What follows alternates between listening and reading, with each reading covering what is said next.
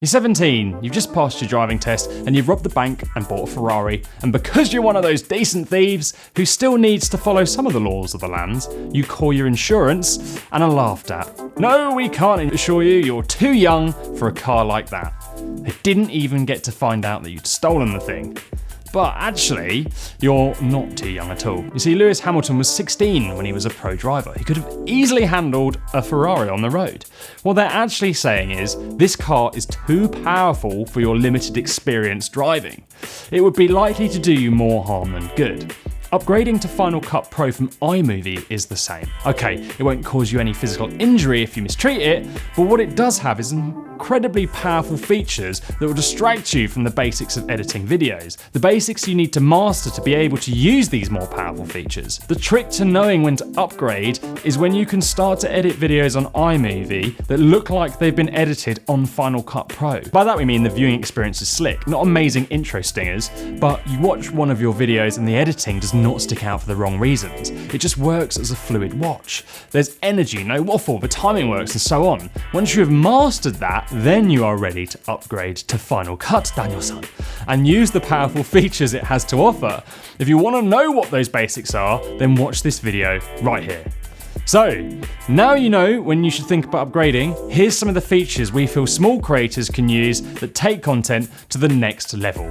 This video has been created with the assumption you are already using iMovie and will focus on the features small creators will unlock when they upgrade and how that will impact their edit. If you want a review of iMovie itself, check out this video here.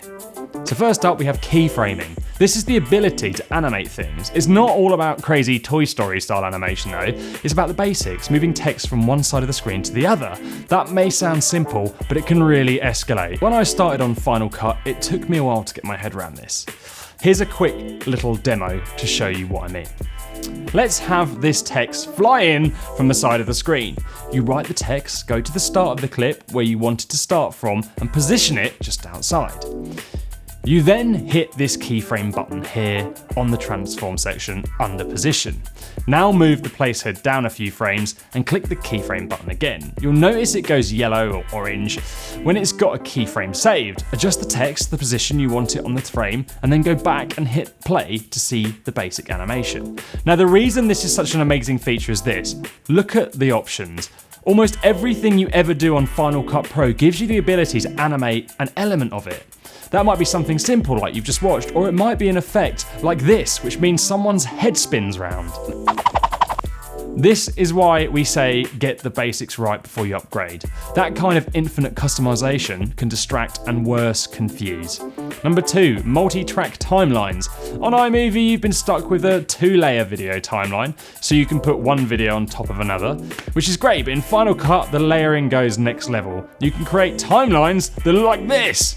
Wow, right? That's kind of scary looking, which again is why those basics need to rock before you upgrade. So, now you can build all kinds of effects and tell more visually extravagant stories with the keyframes and the layers. Thirdly, masking. Masking then takes the extra layering and keyframing and enables you to build some mind-blowing effects. Things like this transition from one space to another.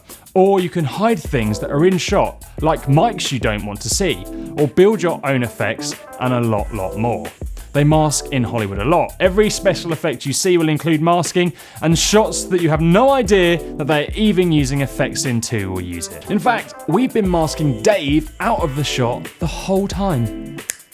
Thanks. You can go now, Dave. iMovie, eat your heart out. Number 4, multicam. So, let's say you're filming with more than one camera at a time. Maybe you've been shooting with 4.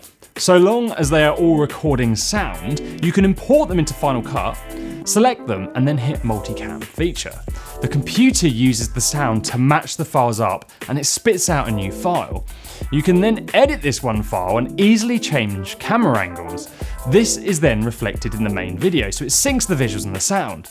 Sure, you can do multicam clips on iMovie, but it only gives you 2 cameras to line up, and you have to do it manually, which is alright, boom. Number 5, keying. The keying you have in iMovie means you have to nail the lighting to get a clean deletion of the background. In Final Cut, The more pro option means you can get away with fewer pro shots. But don't tell anyone I said that, because I'm supposed to be a pro. Basically, you can tweak it a lot. This may look like terrifying settings, but my gosh, are they a godsend. Things like erode are simple, but can take a sharp edge off. The matte settings reduce anything left behind, and the color circle, well, that's just a totally different animal on its own.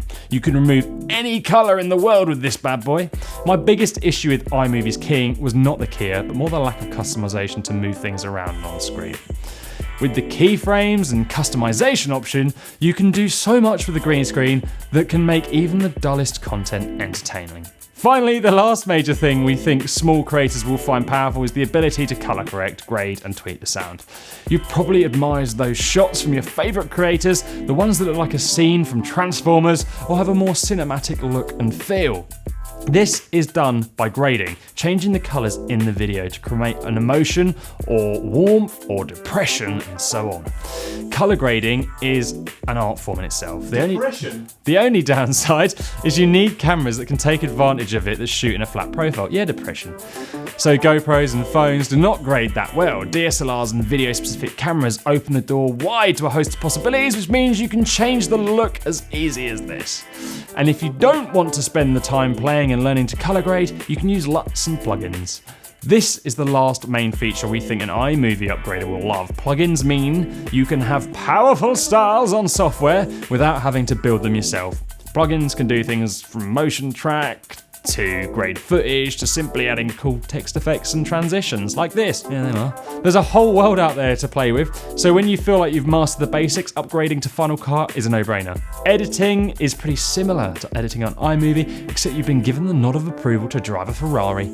The only downside is, to get the most out of it, you want better cameras, mics, and although the price of Final Cut is amazing value, the kit starts to add up.